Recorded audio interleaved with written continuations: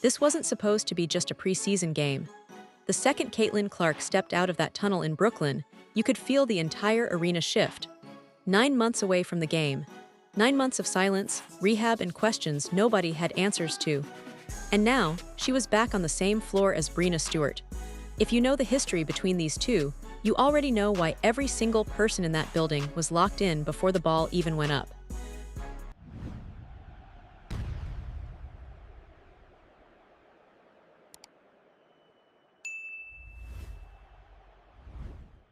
Clark's 2025 season was supposed to be the one where she silenced every remaining doubter. Instead, it turned into a nightmare. First, it was a left quad strain that forced her to miss time early. Then, just as she was finding her rhythm again, she went down with a groin injury against the Connecticut Sun in mid-July. But here's the part most people don't realize. While rehabbing the groin, she picked up a bone bruise in her ankle.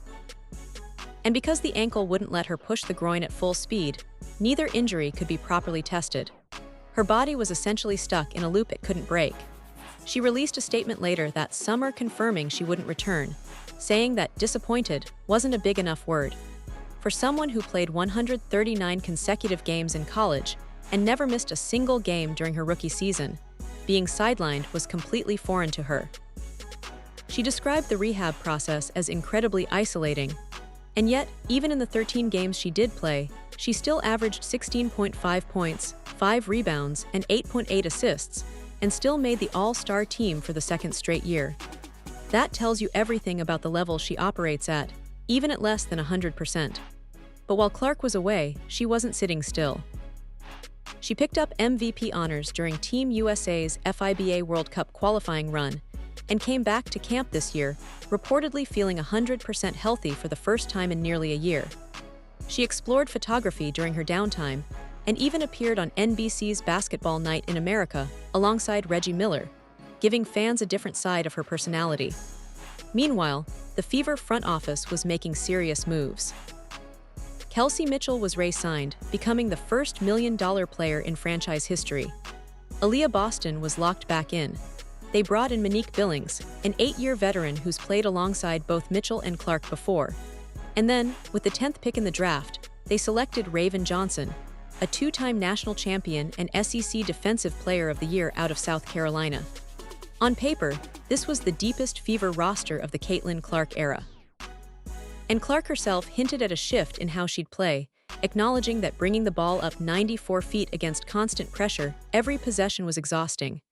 This season, she planned to move more off the ball. And what that means for Indiana's offense could be terrifying for the rest of the league. Now, let's talk about the elephant in the room. The Clark and Stewart rivalry didn't start with one play. It's been building for years. But the moment that truly split the fanbase happened in 2025, when Stewart sent Clark crashing into the base of the basket on a hard foul that had people screaming on both sides of the debate. Dirty or just physical? Nobody could agree then, and honestly, nobody agrees now.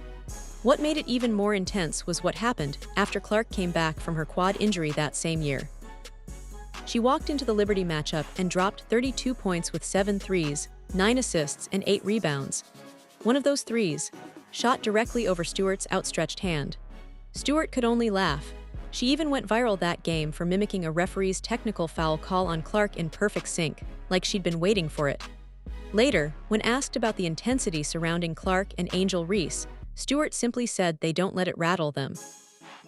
There's a mutual respect buried underneath all of this. But make no mistake, when these two share the floor, it's pure competitive fire. And Brooklyn was about to get a front row seat.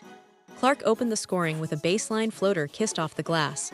Smooth, effortless, like she'd never been gone. Then she did something that made the entire building hold its breath. She pulled up from 29 feet, stepped back with zero hesitation, and buried it clean. 8-0 Indiana. The Fever were locked in from the jump, and Cunningham had already knocked one down to help push the early run. Stewart wasn't about to let it slide, though. She attacked the rim with a cutting layup, then immediately came back with a finger roll. Every exchange between Clark and Stewart had the crowd on edge, and the energy whenever they were within 5 feet of each other was different from anything else in the sport right now. Clark kept commanding the floor, threading a perfect pass to Cunningham on a backdoor cut, then stepping to the line and converting both free throws. She looked fluid, sharp, in complete control. Indiana took a 32-24 lead into the second quarter, and it felt like Clark was making a statement with every touch. Then Stewart flipped a switch. The second quarter opened, and suddenly she was a completely different player. A finger roll, a pull-up three, another finger roll, another three. 14 straight points in roughly 3 minutes, all her. The Liberty didn't just erase the lead, they flipped the entire game on its head. Indiana looked stunned, and the Barclays crowd was roaring. Clark was resting on the bench, and without her, the Fever had no answer for what New York was doing. But that's when Kelsey Mitchell decided it was her turn. The first $1 million player in Fever history went on a personal 10-point tier that yanked the momentum right back. A step-back three here, a driving layup there, just relentless energy. Clark checked back in, immediately found Mitchell cutting for a gorgeous dish, and Mitchell answered with another three to give Indiana a 53-48 halftime lead. They'd survived Stewart's eruption and walked into the locker room in front. The second half wasn't even close. Indiana came out of the break looking like a team on a mission. Mitchell picked up right where she left off. Walker Kimbrough started imposing her will off the bench. The lead ballooned to 9, then 11, then 17. Raven Johnson's debut was quietly one of the brightest moments of the night.